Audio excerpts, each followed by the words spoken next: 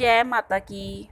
आज हम बात करेंगे हल षष्ठी पर्व के बारे में, जिसे हम हल छठ या ललही छठ भी कहते हैं। ये पूजा भादो महीने की कृष्ण पक्ष की छठ तिथि पे मनाया जाता है। इस दिन कृष्ण जी के बड़े भाई बलराम जी का जन्म उत्सव मनाया जाता है।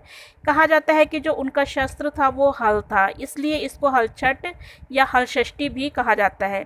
कहा जाता है कि इस दिन खेतों में हल नहीं चलाया जाता। इस बार जो हल षष्ठ का व्रत है वो 5 सितंबर 2023 दिन मंगलवार को मनाया जाएगा। इस व्रत को सुहागिन महिलाएं अपने संतान की लंबी आयु और अच्छे स्वास्थ्य के लिए करती हैं। इस दिन छठ मैया की पूजा अर्चना की जाती है और माता गौरी श्री गणेश जी की भी पूजा अर्चना की जाती है। कहा जाता है कि इस व्रत को करने से जिनको संतान नहीं है उनको संतान सुख की प्राप्ति होती है। इस व्रत को करने के लिए इस व्रत को जो महिलाएं करती हैं उनको हल से जोती हुई सामग्री नहीं खानी चाहिए और ना ही गाय के दूध दही का सेवन करना चाहिए। इस व्रत में तालाब के किनारे या तालाब में लगी हुई चीज़ें ही खाई जाती हैं, जैसे पिन्नी का चावल, नारी का साग, गेहुआ का साग, मसई का चावल आदि। इस व्रत में गाय के किसी भी सामग्री का प्रयोग नहीं किया जाता है। हल षष्ठी के व्रत में भैंस के दूध दही आदि का ही सेवन किया जाता है। इस दिन पसई का चावल यानी लाल चावल, कुछ महिलाएं नारी का साग और सेंधा नमक मिलाकर इसका सेवन करती हैं। आइए जानते हैं कि हल षष्ठ की पूजा सामग्री क्या है।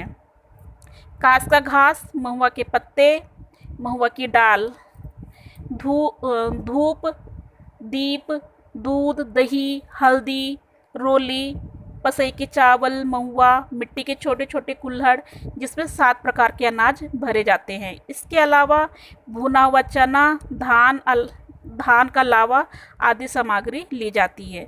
कहा जाता है कि इस व्रत में जो सामग्री होती है वो 6 की संख्या में होनी चाहिए। इसमें हल छठ की जो कहानी होती है वो भी 6 की संख्या में ही सुनी जाती हैं।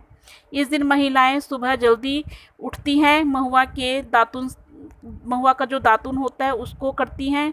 स्नान आदि करने के बाद साफ और नए वस्त्र पहनती हैं। इसके बाद व्रत का संकल्प लेना चाहिए। हल षष्ठी की जो पूजा होती है वो शाम के समय की जाती है।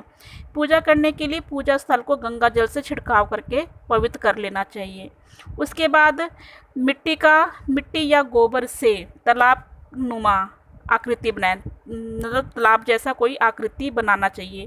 इसके अलावा महुआ के पत्ते, कांस की घास, महुआ की डाल आदि को बांधकर मिट्टी में गाड़ा जाता है।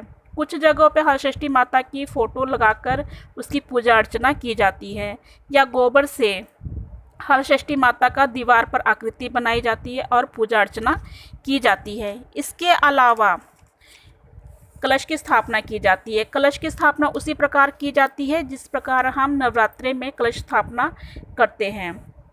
उसके बाद माता गौरी और श्री गणेश की पूजा अर्चना की जाती है। मिट्टी के छोटे छोटे कुल्हड़ लें और उसे ऐपन से रंग लें और उसमें 7 अनाज भरें। चना, गेहूँ, जौ, अरहर, मक्का, मूंग, धान आदि भरना चाहिए। अब पूजा स्थल पर महुआ के पत्ते, पसई का चावल, दूध दही आदि सामग्री पूजा स्थल पर रख दें। फिर माता गौरी और श्री गणेश जी की धूप दीप दिखाकर पूजा अर्चना करें। इसके बाद हल छठ मैया का पूजा अर्चना करें। धूप दीप, हल्दी, मूली आदि दिखाकर पूजा अर्चना करें।